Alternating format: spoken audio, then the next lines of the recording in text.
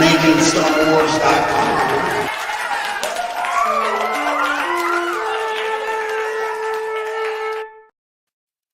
Hey YouTube, I'm Jason Ward from MakingStarWars.net, and next to me is Taco Bill. Hey, Taco Bill. The real Taco Bill. Yeah. 1997's Taco Bell. Like, I don't know where exactly this one was taken, but this is the exact layout that was at the Linda Vista location of Taco Bell's, like by Fry's. This is what it looked like in 97. I would sit right there. Yeah, the one in Bellflower Boulevard near me is pretty much like that, but you know, it's been remodeled, but like the same booth layout and everything. I would so eat last there night and then go to Incredible. Hold on, I'd eat there and then go to Incredible Universe and watch the special edition, right, widescreen tapes in their THX certified room. I just go in there, put in my own tapes. And all right. Yeah. So I stayed up late last night, watched the episode. Then the coffee kicks in after the show for me every fucking time, so I couldn't sleep. So I watched Interview with the Vampire episode 2, hated it even more. Oh. And but Andor last night, I was very happy. Yeah, I watched Andor. And you watched Andor. It was on last night? Oh no. Oh no. You did watch it. You did watch it, right? Did you forget? Did you really forget? You just Seriously? can't tell, can you? Wouldn't it be great if I could play poker? Like if I understood cards at all? Like, because I got this part down. You just don't know. You just count. don't know. You just count, don't know. Memorize shapes, not look at chicks' boobs when she's cheating at poker. But in truth, we would go like, let's count cards, and then one of us would go count Dooku, and then it would just be we would never get to learning. No, here's where my mind goes: card sharks. Oh, I love card sharks. Oh, fucking Jaws, 3D. just. Yeah. But yes, I watched it. Of course, I know you did. I watched it. I was kind of hoping that you didn't though, because that would be hilarious. Let me go listen to Harloff's review. It's quick. Hold on, I'll be back in 10 minutes. Okay. So what did you think, Harloff? I like when he goes into his serious voice. Hey, everybody, Christian Harloff. Okay. I say, I'm like, damn, dude, he's got that sweet voice. What did I think? Well, I will let you know that Rob was wrong. Rob was wrong, and Jason was wrong. It's really, but to be honest, it's really Santa's fucking. He doesn't give us a lot of options. Well, he showed me a bunch of porn, and it really got in my head. I was thinking about titties the whole time, you know. So, I mean, that's what he on Discord. Now he got that's hacked what yesterday. I'm thinking about. All right, he got hacked. Yeah. So, so he got hacked. What do you want him to do? So, if had we never done Santa's goofy takes, I would have said, if I had to predict anything about the episode, I said it's going to be one of two things, which is it's not a high prediction. It's either going to be setup or they're going to flip it and go right to in the middle of the action, right? And this was setup. I love it. I'm here all for this all day long. Like one of the things I really loved, and we'll talk about it piece to piece, but just two things that really stood out to me was one, just like the contrast when they'd go from that wet forest to like Mon Mothma's apartment, like that is the power of set design. It's like jarring. It's like jarring, but it's beautiful at the same time. So you're like, oh wow, okay, like I like it. I like it. Yeah, I like that. I don't feel like when I watch, not to just pit the whole thing against itself, but like when I watch The Mandalorian and I'm like Tatooine 1, Tatooine 2, Tatooine 3, I'm just kind of like, that's a fair take. That's a fair take. It's difficult to tell. There's just not enough contrast when you're going from one desert to another. You're like, am I on the same place? I don't really. Yeah. Like Quail's planet, Arvala 7 or whatever it was, might as well be Tatooine. In fact, I was at that set thinking I was looking at Tatooine after a light rain. So it's also my second notice would Dan Gilroy wrote this episode. And I just can't help but wonder how influential Dan must have been in the casting of that Imperial secretary dude who looks like a gaunt Jake Gyllenhaal from Nightcrawler. Yeah. Like, I look out, I'm like, he must have been Jake stand-in, but he just looks like that guy. Like it's crazy. And MVP is I don't know, I can't remember his name. Kalinowski's dude. What's that dude? The dude who looks like Mike Kalinowski, the fucking guy living with his mom. His mom is so great. Syril, who eats cereal in this episode. Yeah, when she goes, his mistake was deeply educational for him. I was like, oh fuck, man, that is is some strong, subtle shade, folks. I know that's kind of the thing I find.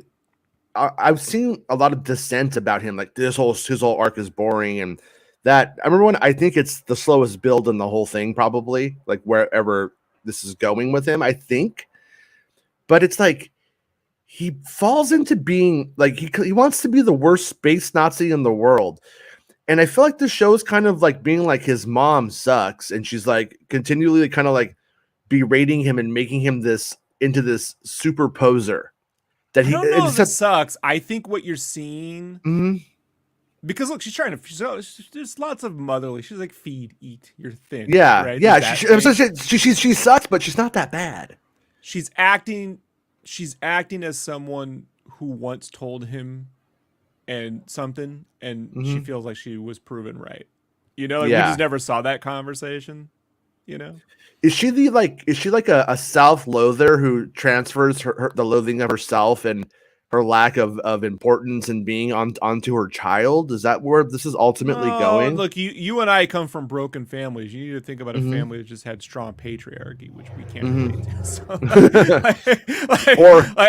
I'm gonna say any archy on my side. I was just kind of on my own, like with raising the parents in a strong, like strong a strong motherly dominated family, which I've had, you know, friends and family but friends of family, whatever that had that.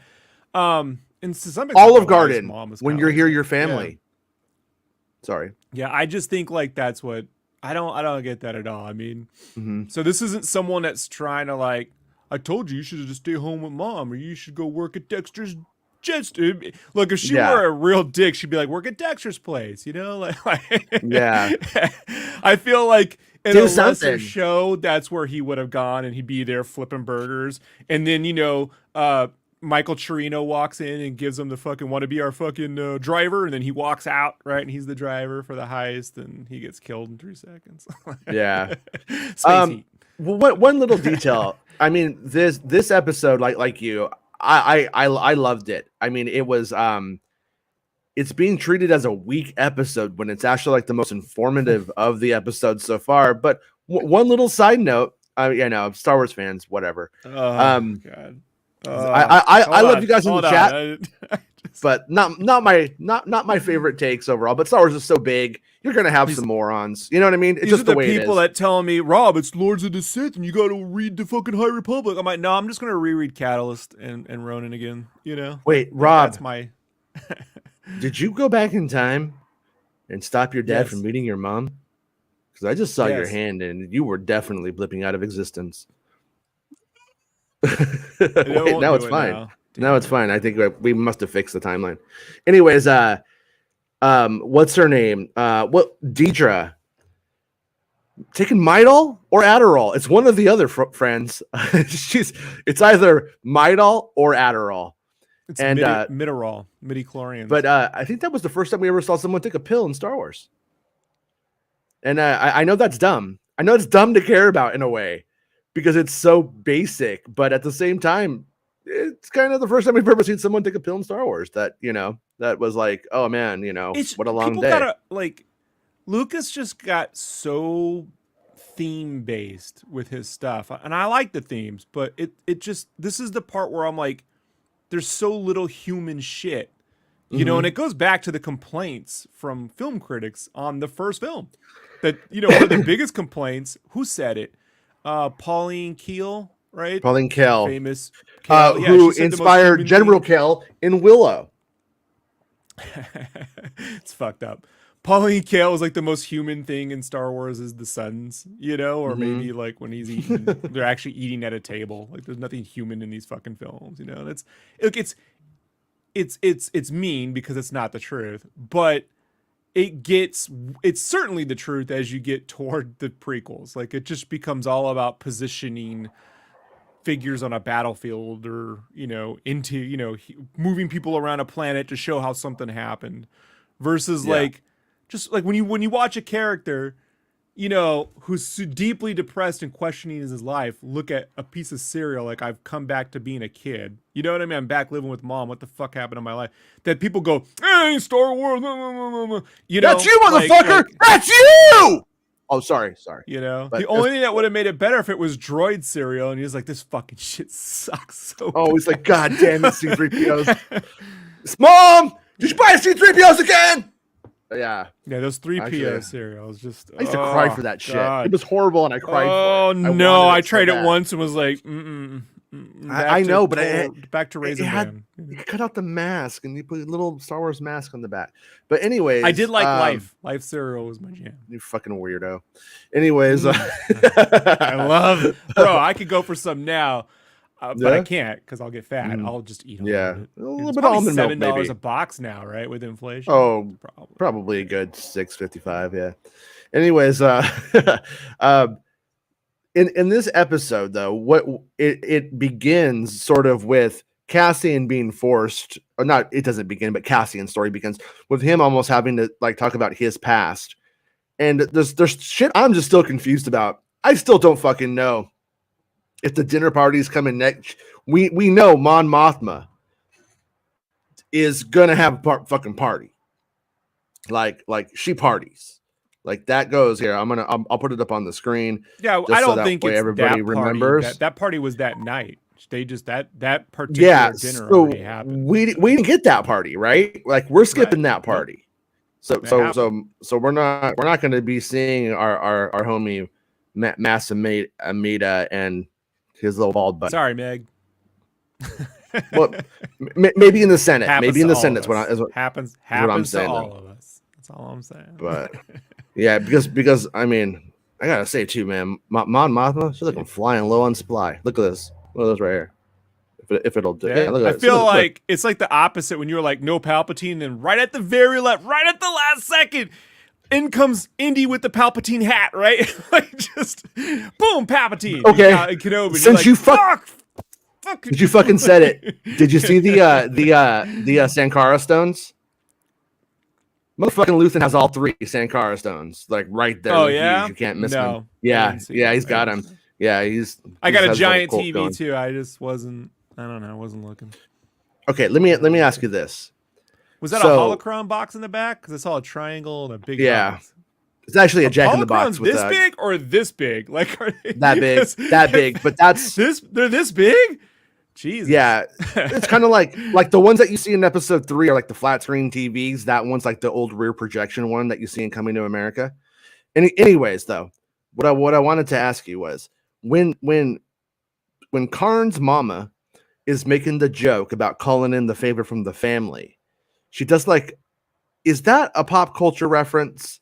Is that her like? Is she referencing pop culture in Star Wars, or just that there's a mafioso thing? Last night, I really took it as there's a Star Wars Godfather movie that does exist, and she's watched it. Yeah, or is that just me going off the rails? I think Uncle Harlow runs a used car shop or something. You know? Yeah, Uncle Harlow's probably an asshole. I mean, I think that's probably pretty safe to say. But feels like when I left home the night I graduated high school. And everyone's like, you should go back and we should work with your dad. Look, you're not making it. I'm like, I'm working at Wendy's. I'm, living in a trailer. You should go work with your dad. You should go work with your dad. And then eventually, just because, $4.25 wasn't a wage in 1996. Yeah.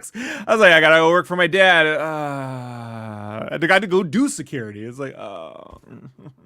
Yeah. It's tough, man. You're just like, I want out of this.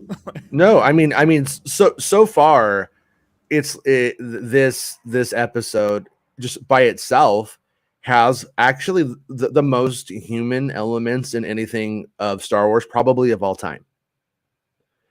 We have somebody who's lost his job and has to go back home. We have a lady who's having to work twice as hard for basically nothing, having to take pills and stay late while everybody else goes home to be treated like shit. We got dude looks just like Nightcrawler, man. It's crazy. Yeah, like, I mean, he could have been a stand-in for young Tarkin too. You know, he's just got that face, man. Like, but you know, then the other guy his brother committed suicide. He just wants revenge on the world. He's got a chip on his shoulder, but he's not doing that well. But this is how he's coping with it. And he's just like, this is how I'm coping with it. Yeah, revenge is how I'm doing it. He's also showing his dick root. He's showing his dick root. No fat on me, bro.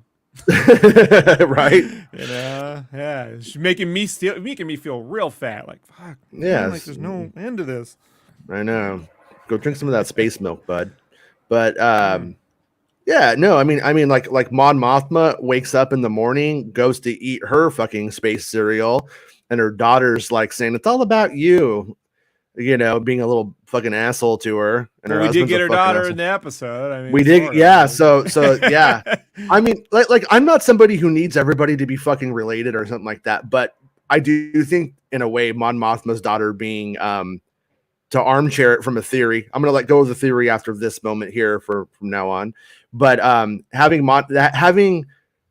Vale be the daughter of Mon Mothma, I still think would have been a bit of a bigger sacrifice, especially behind the dad's back. I find that to be interesting. But the daughter, I mean, the daughter's like a kid. She's a little asshole, but I mean, how old do you think the daughter's? Like 12, 13 probably. So what I'm saying though, the hollow nets every night going, the Jedi Temple was an inside job, you know? Like, she's her dad's like, don't trust everything you read. I think she's on Star Wars TikTok being like Kellyanne Conway's daughter, like in a fucking bathing suit and shit, going like, my mom's a bitch. But anyways, no, but Mon Mothma wakes up and her fucking husband's an idiot. Her daughter, you know, I was cracking jokes and people took it very seriously last night. But the daughter's like a little fucking asshole kid, and it's like, but Mon Mothma's life that's pretty fucking realistic. Like on how her morning went, but she just thought, you know, they don't do the sitcom thing, you know what I mean, at all for Mon Mothma, and so there's all of these elements, though, that are making the Star Wars galaxy real in this episode. And I think it's giving huge stakes to the next one. When the heist goes down, not everybody's going to live. I think it's safe to say. If all 7 of them live, I will be super and there's fucking really surprised. Important shit that, you know, like when Andor says, how do you plan on getting this shit out of there? You know, how do you plan on actually... Logistics. Well, you know, why would you do it? No. What was your actual? Now you see why Luthen was like, they don't really know what they're doing. You know, they're just willing to do it. You know what I mean? Like, they got spirit, but they don't got the know-how. Spirit, yeah, right. And so it's like, people look. That's something that in typical Star Wars, they would just do it, then get there. How are you gonna get? I don't know. How do you know? And then they have like a humorous, bitty moment with a droid, you know. And then you're like, oh, we've seen this shit again. So what do you want, folks? Like, they're giving you the realistic, you know, version of it. And if people are like, not my thing, hey, don't worry. You got 16 fucking episodes of Favreau Filoni coming your way. You know what I mean? Do. You got Mando and Ahsoka coming your way. You're gonna get a whole year's worth of it. You know, so like, don't worry. I gotta wait 2 more years for this goodness. You know? like, I'm still the one who suffers. Give that comfort to yourself. Let that be comfortable. Well, I also love for you, Rob. I want to say, take comfort in the fact that you will get to go have your you will get to go eat your, you know, Lucky Charms version of Star Wars next, and then you'll get to have your life cereal again. It's coming back. You know what I mean? Tyrant just helping verify a few rumors I've heard. It was a false flag operation. Just saying. Also, you know, dropping a Jakku fucking reference. Finally, someone's fucking recognizing that there's like this stuff, and not like an Easter eggy thing. Hosnian Prime, Hosnian Prime, yeah, like literally, like it's done more work unifying multiple eras of Star Wars than a lot of other Star Wars, man. Let alone, especially the sequel trilogy. This is not even pretend that unifies anything. It may as well take place in its own fucking universe. So, like, yeah, man, like this is my jam. You know? And we got to see that kid. He may die, but I think that kid may die. It's kind of my prediction, but I think he's written the man faster. Yeah, as he gets excited. Yeah, it's a good performance. Yeah, I think he might be writing like sort of like the manifesto that's going to be important to the rebellion and to the whole thing. I think that we're seeing like all of the real life things that are going to come into play into the galactic, like actual galactic civil war. You know, it's called my manifesto. It's based on Kit Fisto. My mana Kit Fisto. Yeah, my manifesto. Mana Kit Fisto. But yeah, it's quality. I mean, it's really, really good. I mean, I gotta say, looking at this, like if I had one wish for next season, for season 2, just drop one arc a month, all 3 episodes at one time. And then just like let us live with that one for the month, you know what I mean? Or whatever. They're not listening to you, Jason. They're dropping all the Tales of Jedi on one fucking day. You know? Yeah, I thought your idea of doing a daily thing for like 6 days for a week was pretty smart. That would be fun. Yeah, the engagement would be through the roof on Twitter. They would get it every day. I got to get up in the morning and watch. What's 8 times? Oh, it's only about 3 minutes worth of episodes. Don't worry about it. You know. Yeah, you know, but yeah, I mean, but overall though, looking at like the general internet sort of thing, it's like seeing a lot of people going, "This is the weakest episode." I'm like, no, this is the investment, and it's just the way that storytelling goes. You can't just start every movie like at the battle from Return of the Jedi. You just can't do that. That doesn't make anything dynamic. It makes it like one of those, you know, superhero films that I'm not a fan of, where it's always everything Sepatone, like Sepatone's kind of colors going on, and then everything's just getting destroyed constantly. And I'm just like, these are generally people that have been raised on Bat in the Sun videos. Not to knock them, but just, you know, look, it's Darth Vader and he's just kicking ass all the fucking time. Like, it's like, all right, man, you know? Yeah. Like, sure, you know. James says, love how Andor picked out the lefties. As a lefty, I noticed it right away too.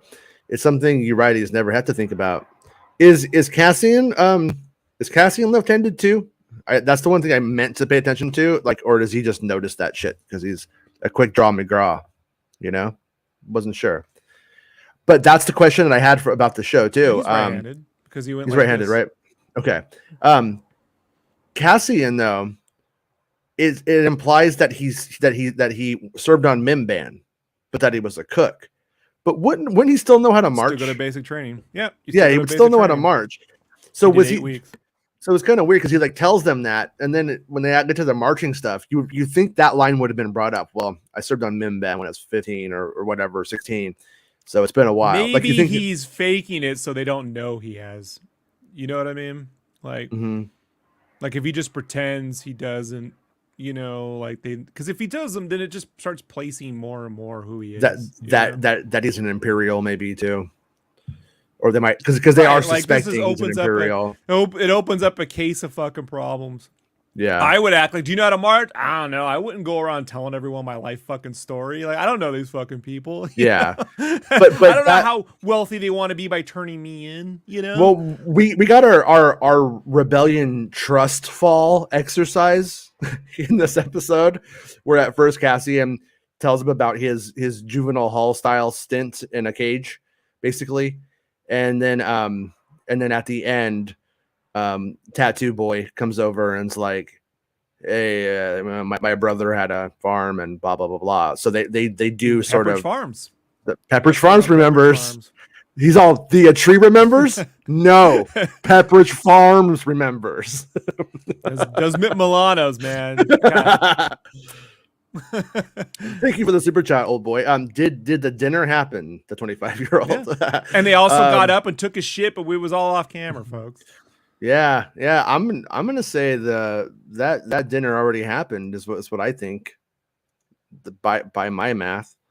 But I mean, there's another dinner though, so maybe that's why it didn't matter. Thank you, old boy. Bestman says pretty confident that Syril will become a driver for Mon or Perrin. Harlow saying that the role of cop didn't suit him and that he's finding him a job before it cuts to the back of Mothma's driver.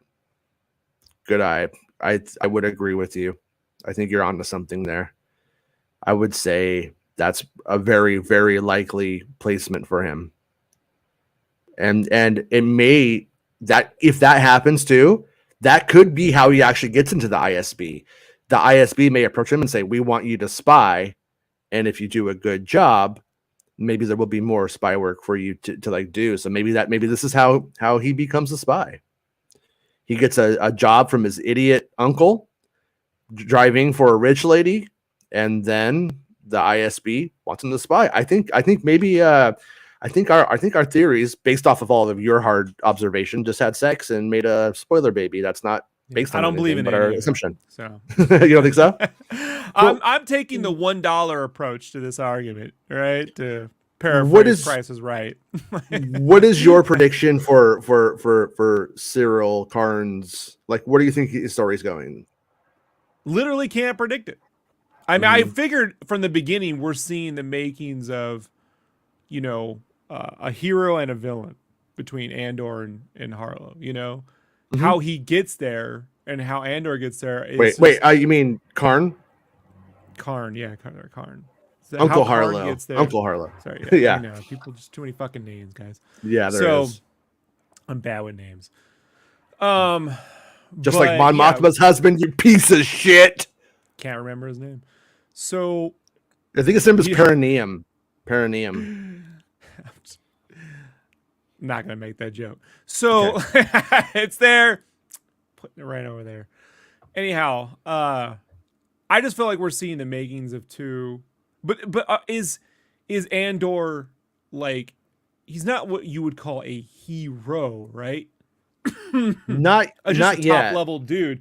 He's like a top level dude, even by Rogue One. But he's not like, he's not Ethan Hunt, where he's like, I'm gonna go down the fucking building. He's not doing that kind of shit, right?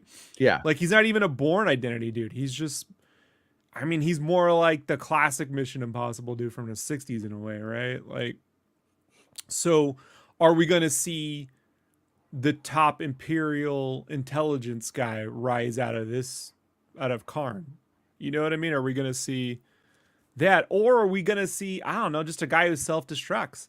I mean, it could just be a thing where a guy got burnt, couldn't get past it, can't let it go, and then continues to head down a path of self-destruction. He's slow jacking it to Hollows of Cassian, so he has to go after Cassian, or really high res 4K renders of the dude from Rebels. Right, fair enough. Did you notice? Did you notice he has his little action figures? Did you notice he has his little clone trooper action figures in the back of his room? Mm-hmm. Yeah, he's that guy. His mom's still eating him cereal. Come on, what are you? Yeah, that's true. But anyways, So I'm all in on what Bespin says. I think that to me that makes sense, and then I think because when you look at what his approach was on that planet, he failed to understand the politics on Ferrex. His boss told him, here's what's going to happen. We don't want any eye on us. We're a private security force. If they notice, they're basically going to take it over. We don't want that. Just do this. Let's just get fucking past this, blah, blah, blah, blah. And then he's like trying to do the actual, like, because he's a little bitch. He's trying to do everything like all perfect and really like do the job. But when that level of insanity and detail gets into this fascist intelligence office, it's going to be a rock star. I think at that point, because basically his boss was saying, we don't want the eye of those people. But once he works for those people, there's going to be nothing to stop his level of pathetic evil. You know what I mean? Look, if that's the case, I'm all for it. Like that, all that makes a lot of sense. I'm just putting it out there, like, I'm not been very good at being able to predict anything the Gilroys put together. So, you know, like, Yeah. I just don't know. I mean, that makes Yeah. sense. Like, if he ended up being the driver, you know, They mentioned it like and then 3 they times got now. him being an too. informant, and then, you know, he realizes he pairs up with evil Lady Gaga, and Lady Gaga and Karnanowski. Like, if that dude becomes more like, there is a rebellion, oh, there is a secret thing, they're all around us, you know, that kind of shit, like, that would just set the dude off, like, you know. Yeah. Bestman says Ends it's up what killing Mon Mothma's kid, all sorts of shit. Like, Bestman says it's what I said to you last week. He doesn't end up on Coruscant for no reason. No coincidence that Mothma and Luthen are there. This is probably how he gets good with the Empire. Yeah. I buy it. I buy it. I think that's very, very, very likely. And then we're gonna have the. I'm just glad that we're talking about the fucking events. See, they got us talking about the characters and the shit they're doing and they may do or why they're doing it. Not, who's gonna make the cameo? They're gonna have the cameo. When's Crimson Dawn gonna show up for fucking 7 episodes? Crimson Dawn. Oh God. Superfry says, so you're telling me Slymore already busted it wide open? It's always the new people. It's always the new people. Superfry's always around. Superfry's always around. Superfry's not new. Superfry's always around. I don't see you, Superfry. This is the first. I barely even. Matt says, for me, it was Tuesday. I'm telling you, he's going to be on the ISB night cleaning crew. Laugh out loud. Yeah, I mean, this is a spy thriller. We got to get to some kind of spy versus spy really going here. And right now we just have like people that are like, again, Dedra can't do anything. She wants to, but she can't. So, but yeah, I'm curious. Like I said, maybe it's nothing at all, but I'm wondering if was that just an aspirin because she has a headache after a long day, like any of us would, or is that her having to take space Adderall because she's having to like kick it up for another ship? Alderaan. Alderall. Alderall. There's Alderall. Leia. Look. She was. Oh, Leia was mashing it up and snorting Alderall. This explains the pinky. That's all I gotta say. That wasn't real. That wasn't real. Rob, it was fake. I know. But wasn't real. Maybe I'm just saying, we know. Yeah. She actually addressed it one time. I think she made a joke. But young Leia was underneath that black trench coat. That's pretty funny, Nick. Look, I gotta tell you, man. I'm all for some stupid, ridiculous shit. You know this. But you just can't go into the layer of the beast, make a big deal about how incredibly difficult, and then walk out with the kid on your trench coat. Like, you have to acknowledge to us and everyone else, this is fucking ridiculous, but what else we got? I feel like Andor could sell it. Like, what else we gonna do? Put her in the coat. Like, we gotta put a plan. Like, you just gotta sell it a little bit, you know? Like, it's the lack of selling it, not the fact that they did it, that gets me to this day. You know? And Ewan could have sold the shit out of that fucking thing, you know? I just don't think that they thought they needed to sell the trope to us. They didn't to me. I got it. I was laughing. I thought it was funny. It was ridiculous. I was on board with it. But clearly, but you're all a bunch of fucking face blind weirdos. So anyways, I live in a Taco Bell. What do you want? I know I remember and what these things smell like, Jason. All right. Dude, I fucking live in Taco Bell. So still, after I leave the show, I pretty much go down to Taco Bell and fucking get all fucked up on some Baja Blast Zero. So, but anyways, yeah. You know, Jason, so we've all George. been there. We've all been there. That's all I can. I know. I was thinking about you, George. I am a diabetic. Oh. Well, I don't really think about you. But do you think George is going to send a nice letter to Tony Gilroy, congratulating him on this one, or do you think he thinks this is out of the purview of Star Wars? No. He's helping my stock go way up, Jason. You know, like either way, I get my Disney bucks have tripled. you know, and with inflation Mhm. now, I have a Dole Whip problem. So, you know, they go further now. Yeah. Yeah. Peter says, "What do you think Dedra is up to? Goody or bado?" I think she's a bad. I think she's bad. I don't Yeah. know if I do think by the end of this, either Karn or Dedra will resent the Empire, and it looks a lot like it could be her. I mean, when you look at like we have that the guy story who falls in love with the girl, then they wipe out the whole race. He loses the girl. Then now he's defected, and now he's helping the rebels take on the base. Look at And then she her. married his interior decorator. Yeah. Real Oh tragic no, story. George, Yeah. that doesn't happen to anybody but you, bud. Nobody else has Oh, their money. well, oh, well, Yeah. it's me. Well, I'm gonna go jump in the old money bin. Peace. All right, bye, Scrooge. All right. But I think that she's the more likely of the two to defect, um, eventually, because I think she's sort of our Lady Krennic. I think she's gonna bust her ass. I think she's gonna do a really good job, and then I think somebody's just gonna come right in Dedra's the and Lady take Gaga, it. right? Yeah, Okay. Lady Gaga, Guys, Lady I'm Krennic. really not good with names. I'm not being mean. I don't know what to say. Lady Krennic's her pop star name. Okay, Lady Krennic. I'm And so bad with names. I don't even use my own name on the show. Like, think about that. Like, I Mhm. can't even remember my own name. Right. That's fair. bad. Got a Vader face. Dedra, yeah. Vader face. Vader face. Yeah. Well, I thought she might have been like. I still think there's a chance she could be the cat that Mon Mothma was wanting to bring into the fold. And in this episode, when she says they change their tactics, they go da da da da da da da. I'm like, yeah, trying to get these people to convince you that you exist is exactly the move I would make. Because if you know, like, when this shit goes down, the stealing of things, they know there's gonna be some trail. They're gonna need something to follow. Better to follow a whole movement than one individual. Like, if I were scheming, you know, this sort of move, you know, I got a little bit of a schemer in me.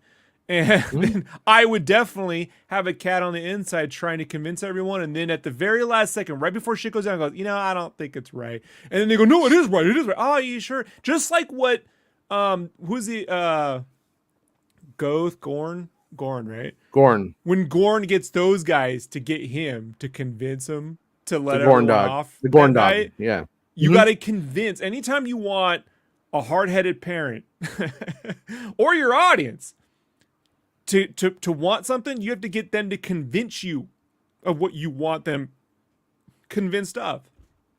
So I still think she could be the one that Mothma was talking about. But heck, if I'm wrong, we got a whole song we can play. It'll be fun. You know, That's true.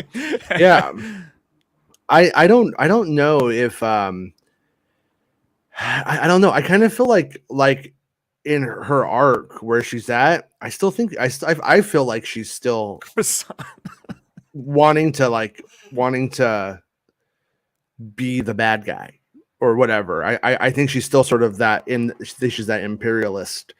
But you know, will she stay that way? I don't know. But maybe both of them will. All these Maybe they all are will. related.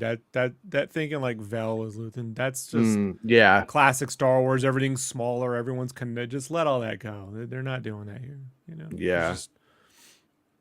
Yeah. Don't worry, you're gonna get a whole 24 issue fucking Marvel series explaining her background one day when sales are down. So. Was Vel the one sharing the blanket, as they used the euphemism? Is that what that was? Yeah, that's why she's stepping in between. She's cock blocking Andor when he's looking at her. She steps right. Hey. Yeah, dude, I like that. I thought so because there was that moment where she steps out and then she has like that lightsaber strap on that goes, and then you see go, and I was like, oh, okay. Now I see. Now you just see the glowing in the dark, right? Yeah. But yeah, thank you. Do what Fran says and hit the like button. Thank you, Fran. Bestman says, love the same sex relation on this episode. Yeah, it still. I wonder if they will show more than implication though. Like in episode 9, I had the scoop on the same sex kiss, and it was like you saw it and you were like, oh wow, Bravo. You really made that real. Vel and Cinta was the pair sharing the blanket. Yeah. And then they even asked Cinta, she gives her the strap on, the full she gives her the full tongue, right in front of everyone, and she goes, for luck. Oh no. Lucky. Yeah. Then they're related. So. She has lady parts I can't contend with. Peter Griffin says, did I hear sharing the blanket? I thought it was the Harfoot Hobbit gadget guy. No. Yeah, the fact that he's the one who says it with contempt, it kind of that's what sort of threw me at first, like when I first saw it. When I saw it the second time, he's like, "Hey man, I tried." Yeah, I tried, man, but yeah. But yeah, I mean, Captain Clitoris over there took her for herself, so I can't fucking do it. I gotta take that one out of context. Is it fair to say this is an episode of exposition? Because if it isn't an episode of exposition, in a book, yeah, it's there are the way books are structured. It's called scene sequel. So you have a chapter where a bunch of shit happens, and then you have another chapter that is a sequel to that scene that deals with the ramifications, all that, and then sets up the next scene. This series is very much structured in a literary manner. This is the sequel. You know, like this is setting up the next scene. The last 2 episodes are sequels to the events of the second and third episode of the series. So we're just getting, and you can have a sequel, and then a scene. Sequel, scene, sequel, scene, sequel. But you need what the problem we have in typical Star Wars writing is when shit happens and then it's never addressed. You never get the sequel. You're like, what happened? Does it matter? And then we go, it doesn't matter. It doesn't matter. Just give me my boys. And then just the boys. I was wondering, does Darth Vader come to the party? Is Darth Vader coming to the party? Shit, I don't get my boys. This. I need my boys shit. too. You need your boys. I need my boys. Yeah, I get it. Yeah, they got the boys. They got the boys. They got. Yeah. So, no, because I mean, for basically what amounts to it, the exposition episode going into the action stuff, like I felt like this was like a solid 8 episodes, an 8 out of 10. That's what I want to get because I found it intriguing. I was interested in every time somebody speaks in the episode, it's interesting. If they just made a series called Star Wars Talks and it's just 24 episodes of this, I'd watch all of it more times than the sequel trilogy. I just leave it on a loop for 2 years until they made another series. So when people, I just like it how, the people, and I'm not saying all of them, but a grip of them that complain are the same ones that tell me the politics in Star Wars is actually pretty good, Rob. You got to understand. And then you're like, all right, they're talking. They're talking. It's talking. What you fucking like? All right. I see you, hypocritical little shit fuckers. Just pretend they're all in a giant room of capsule toys, going down. They're gonna solve this after all system. Plop plop plop plop. And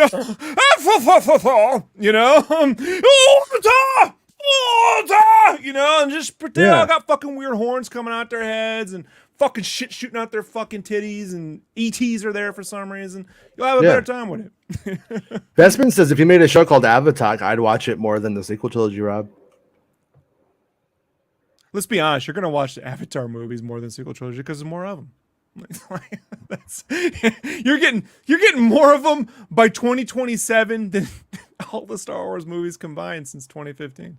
So I think Old Boy and Peter and I are on the same page that she's taking space drugs. Alderall.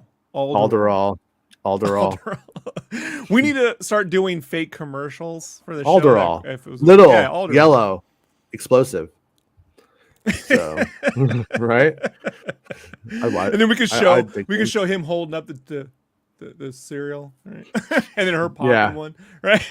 You're like, we can use that. What's that thing Lucas did where you take 2 images and it tells a story, right? Yeah. Like what's that? Yeah, you can do that and create a story out of it. Yeah, right. Speaking of commercials, really quick, I know we gotta go, but I've been listening to Quentin Tarantino has a new podcast up that he does with Roger Avery called Video Archives because he used to work at the store called Video Archives, right? Him and Avery back in the 80s. Turns out, And all they do is they review movies, but check it out. Quentin bought the entire video stock from Video Archives when it went out of business, including the shelves. So they review all these movies he has. And Avery goes in there, this is all the shit. Avery co-wrote Pulp Fiction, a bunch of other credits with Quentin. Anyway, they do commercials, right? They got, I don't know why, I guess Avery needs the money because Quentin don't. But Avery does these commercials, and out of nowhere, he gets into an Eddie Deazen's fucking impersonation on these commercials. Seriously. Like, yeah. It is the nerds. It is the happiest, nerdiest shit. This a Video Archives podcast. He just goes out of nowhere and he's doing a real commercial. He goes, and now we're gonna go to the host. And then Avery talks in his normal voice and then goes back into Eddie Deazen's. Yeah. And it's either the worst or the best Deazen's impersonation I've ever heard, you know? Like, I just can't believe a 55-year-old man's doing it. And it just makes me so happy. Right. In a world where we're basically being threatened with inflation and nuclear warfare every 3 seconds, the Video Archives podcast is... That's pretty fun. All right. You know. Oh, Old Boy, thank you for the super chat, Old Boy Films. He says, I say Dedra and Syril get it on. I got to say, when I imagine those two getting it on, I think it's very... I think there's going to be scat involved all over those white uniforms. Her secretary just wants to watch.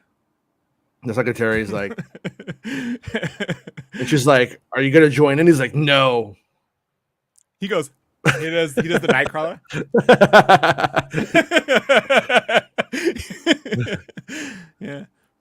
Yeah, I know. I kind of can see. I can see though when you have those two assholes meet up, it becomes something very, very bad. Like I'm wondering if we're going to sort of see two sort of misfit evil characters that are really sort of disempowered, but I wonder if we're gonna see them come together and just become the most, you know, I'd use the word, but toxic, fucking like shithead. Yeah, exactly. like because they both are acting on the same instinct. They're both right, and there's really nothing worse than a shithead who knows they're right. Even if they're not. But this show knows. Rob's wrong. But isn't it horrible when I'm right? Isn't it? My wife just wants the confirmation. She wants to argue with me about what time it was, and I'm like, it's right there. She was like, no. Rob, you don't get it, Rob. She was like, it's always 4:00 somewhere. And then, you know, 4:20 somewhere. No. So I'm married to Jimmy Buffett, you know? Yeah. She had like cheeseburgers in paradise, and you're just over there arguing about the time, missing the whole point of a very good evening. She had cheeseburgers at Taco Bell. Cheeseburgers at Taco Burrito Bell. Supreme to you, bitch. It's just a cheeseburger wrapped in tortilla, by the way, so you know. the other night, my son really wanted Olive Garden and was like dropping. I made the Olive Garden joke earlier, so that's on my brain. And I went on the little Olive Garden app, and I saw I could get his like the thing he wanted just for pickup. I was like, you know what? I'll just fucking do that. But then they're all, do you want to add an entree for $5? I was like, what? So I went and I was like able to add like an adult entree for $5 to it. It's a good scam in the end. You buy the kids meal and then you add the $5. You're right. Like, well, fuck, man. Right. Yeah. And I was like, you could buy like a 5 pounds of fucking spaghetti for fucking $5, but yeah. Oh, but no, but this wasn't something I could make and buy for 5 pounds for $5. Okay. All right. It had like, you know, yeah, it was something else. But anyways, so we get it, but it takes them like forever to bring it out. The lady's like super apologetic. And so they ended up like giving me all this extra free food. But I'm not an idiot. And Luke also wanted to get a McDonald's ice cream sundae. So I was like, hey, wherever we go, we'll go to McDonald's, get you the ice cream sundae. It's yours, man. Because it's kind of like just like our night, you know, just me and him. And so I end up going. It takes them like 40 minutes to get the food out to the car because they're stupid. But they give us all this extra free shit. It was wild. But we ended up taking a bag of Olive Garden into McDonald's and getting him the sundae and the got the Cokes at McDonald's, and we're like eating Olive Garden in a McDonald's. So yeah, ours always has ice cream before like about 9 o'clock. Try to get it after 9 and it ain't happening for you. In the morning? No, at night. At night. Oh, okay. All right. Okay. Yeah. Yeah. But yeah, this episode, I haven't watched it with the kids yet, but I think they're not gonna like it. I don't think this is a very kid friendly episode. I don't think, but I'm not gonna say anything. Excuse me, and I'm just gonna put it on for them when they're ready to watch it. I'm curious to see what the kids think. But next episode, fall asleep. Next episode, they'll be fighting stormtroopers and stuff, and the kids will be into it. I think, anyways. You know, one for us, one for them. You know, right? That's how I put it. Right. My we have a housekeeper that comes every 3 or 4 months. You know, just to kind of help out, and she's an older woman, maybe 10 years on me, and she big Star Wars fan, right? Big. She was like, I was there when I was like 12 when it came out, blah blah blah, and so. I'm like, you watching Andor? Just curious, you know? It's been 4 months. And she goes, no. I'm like, would you watch Kenobi? She's like, I didn't like that either. I'm like, Boba? No, it's too goofy. I'm like, what do you watch? I mean, did you watch Rogue One? She's like, oh, it's too serious. I'm like, what Star Wars do you watch? I like the Mando. She likes Mando. And I'm like, so Mando is, I mean, like, there is some like mass market flavor all thing for, I don't know. There's something that's some Goldilocks shit right here. This porridge is too cold. So I told her just watch the 6th episode of Boba and you'll get your man. You know? Yeah, that'll make sense. But yeah, it's true. Yeah. Old boy doesn't like Witness too. But Andor's too serious. I don't know, man. I love her, but she always tells me, I'm like, okay, all right. You know what? Well, the best thing about having Jehovah's Witness friends is you don't have to get them anything for their birthdays. They don't have to get you anything for your birthday. You don't have to get them any presents at all. You don't have to acknowledge anything. It's just easy peasy Jehovah's Witness friends. So I'm all about having Jehovah's Witness buds. Old boy like their Star Wars light. But yeah, well, right now we're in the Hammer Pants era of the Star Wars universe right now. So that's where they're at. Hammer Pants. Too legit. Hey. Planet. I need, Oronauts needs to add that when the door opens and one of those that Imperial guy, you just hear it in the background, then it closes. Yeah, smart Oronauts, guys. Overplus haven't seen Andor yet. How is it so far compared to Kenobi and Mando? Is it worth watching? It's more it's horrible. Stay away from it. It's not for you. No, Old Republic. It's sort of like more like a Game of Thrones version of Star Wars. Not in the sense of the political vibe, but yeah, exactly. Gratuitous violence. But in terms of the drama, it's like closer to an HBO style show than, let's say, like a serialized adventure of the week kind of thing, you know. Yeah. So I would say the fact that you have 5 or 6 episodes to watch, you'll probably really enjoy. If you do start it, you probably would really be able to get into it, and the pacing probably wouldn't throw you so bad. But having waited 5 weeks to watch it, might as well just wait another 5 weeks basically until it's all out and just watch it all at once or something, if that works for you. I'd say. I think I like it though. I think everybody's liking it. Everybody's just mad at it that it's not more, or that they didn't get like. As an artist, it's always that thing that you get where people are like, why don't you make more, Rob? I don't know, because I'm not fucking Mid-Journey. I can't just crank out the fucking Star Wars show button and bam, there's another episode. But you imagine if that was possible, they'd be like, I'm just too much shit. I don't even want stuff anymore. I want no stuff, you know? You can never appease folks, you know? You know what? Speaking of, we need to go back. Wait, hold on. I was able to go to the very, very top. And, Johnny wanted to know if you do porn sketches. But where did it go? Where'd it go? Tyrant. Fucking Johnny. Look, when he sends money attached to that question, I'll answer it. All right. Tyrant. I'm gonna take you down right now, Tyrant. I'm sorry. That Mario does not look bad. and that Mario People are might not be nuts. the best way for you to see that Mario is what I'm going to say.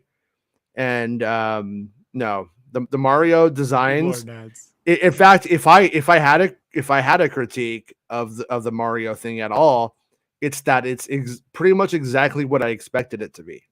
It's exactly Mario. Yeah. Yeah, it's If it were exactly. me, I would have whoever stylized you ever see the movie Klaus, the animated film Klaus, No. 2D animated film on Netflix. Watch that this Christmas. Is it Klaus Kinski in animated form? No, Okay. but like I mean, but like something I would take it way more stylized in this. But this is just a really great CGI. It's the same Mario you got in Smash Bros. Same Mario you got in Mario Odyssey.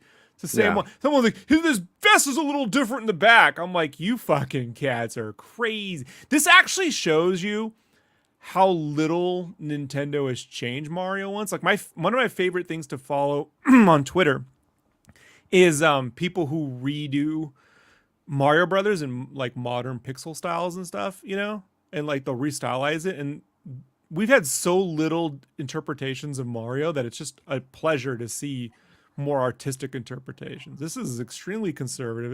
It's Mario. Like I don't know what he's got realistic denim texture. So does Mario in Smash Bros. He's got a realistic denim texture. And in Odyssey and in fucking Mario Galaxy games. I don't know what you want, you know? Yeah. I mean, he should just look like fucking Mario 64 Mario, where he didn't have fingers, right? He just had like that slit cut into a circle and shit. Like, I mean, the thing I think that is probably different is that there's a little bit of fat in the face. They're a little they're a little bit more youthful, and there's a little bit more like baby fat or something. But it's I think that's going to ultimately lead to more. Lasagna. He does, but that's probably gonna help. I mean, you know, make it look more expressive and so, yeah. I think that comparing it to Sonic, I think that is the definition of hyperbole. Yeah, this Mario is really gonna appear in Chippendales too, and as the ugly Mario. Yeah, you got me there. So like, see you at Premiere Day in April. So do I draw my own porn? Sure, why not? So he says furry dicks. Yeah. Thank you for the $1.99 super chat. I appreciate it. Yeah, but well, yeah. you know, yeah. I could watch porn, but I spend 12 hours drawing my own. Like that makes most of it's the 3 booby lady from Total Recall. Look, as a kid, my favorite thing to do was to go to the courtyard, right, in the 3rd grade. And if you squat your leg, you stretch your legs out, and you do this, and you put it in between your legs and wiggle it, it looks like you got a big dick. Like you could just wiggle it in the shadow, you know. And I would just show that move off to everyone, and then I went to detention. Never did it. Okay. Had to explain that one to my dad. That wasn't so good. Yeah. Yeah. Yeah. I don't see the Chris Pratt thing at all in Mario's face. I don't know. Is that a thing? Look, it's one of those things where you're going to see what you want to see. I could see literally Captain Lou. I can see Bob Hoskins. You can see whoever you want to see. He's literally a fucking smiley face. Aside from the must, you can just anybody. You can see anybody. If I told you it was Jack Black, if Jack Black was doing the voice, you'd all say he looks like Jack Black. Yeah. Like if I told you Edris Elba was doing the voice, you'd go, well, why is he white, not black? But and then they make a black one. They go, looks like Idris Elba. You're gonna see who he's essentially a smiley face Mario. He doesn't have a design, you know, like. So before we go, so the kids have an early day today, so I got a jet pretty soon. The Old Republic says, thanks for the info. Game of Thrones style Star Wars without the nudity. I never thought Disney would show Anakin slaughter kids on screen. Are Disney going for nudity and extreme violence now? Not nudity. Disney. You do see they distributed Pulp Fiction. Like yeah. True. But no, you do see like post coitus getting the pants back on kind of stuff and that kind of stuff. It doesn't go full out like rated R, you know. It doesn't go that far. You could see Neytiri's boobs. Hey. But and I'm gonna say old Republic, if you like women, That Bix. Oh boy. She got her own action figure, Black Series. You gonna get it? If they can, I put it into a 3D printer and make it about 5'4"?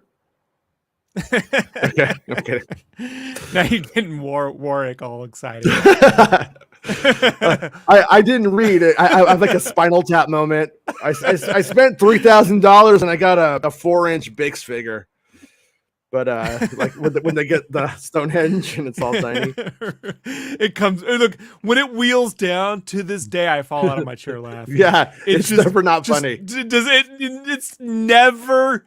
It's never not funny. Yeah, funny, yeah. Oh God, it's just one of the best slow-moving jokes in the history of cinema. And then the little people dance around the little Stonehenge. It's so good. There's nothing funnier than that. Like how they should have just got an Oscar for that alone. The fact that exists, you know, yeah, that right there beats almost all of Kubrick's filmography. Like that's how smart that is. Well, I have to go. Do you want to keep going? I can leave this on. I can just let you go solo. Oh, I hate these people, Jason. Don't leave me in a room with them. I love you guys. What? Did I say that live? Sorry, yeah, you did. I don't let him have the super chat money at all. Fuck that guy. He doesn't. That's why I'm living here. They just give me packets of hot sauce. That's why he's drawing during the shows. I mean, you know. What? So, anyways, supposed to be drawing? You're supposed to be drawing. Yeah. Thank you to everybody for the super chats. Thank you, Mon Mothra, for looking fine as hell. And thank you to everybody for liking the video and subscribing to the channel. We'll be back tomorrow at 1 p.m. talking about the old Star Wars. Probably, maybe 12:30. I don't know. Who knows? Probably 1 p.m. though. So be cool, stay in school, and let me know what you guys think about Andor in the comments and all that. If you have comments that you want to leave, if you leave them, we'll still read them and maybe even go over them on the show or talk to you in the comments. So leave comments if you want to. You jackalopes. Rest in power. Right, bye, everyone. Kim Jong-ji. Rest in power. Bye, Kim Jong. I don't know what happened, but you'll tell me tomorrow. Brilliant illustrator who passed away too. Oh, okay, yeah. We need more artists, less fartists. I wrote that. Oh, there you go. Bye, everyone. Come on, let's go. Hey! It's the end of the show. Come on, let's go. Hey! It's the end of the show. Come on, let's go. Hey! You know you should go. Come on, let's go. It's not about spaceships.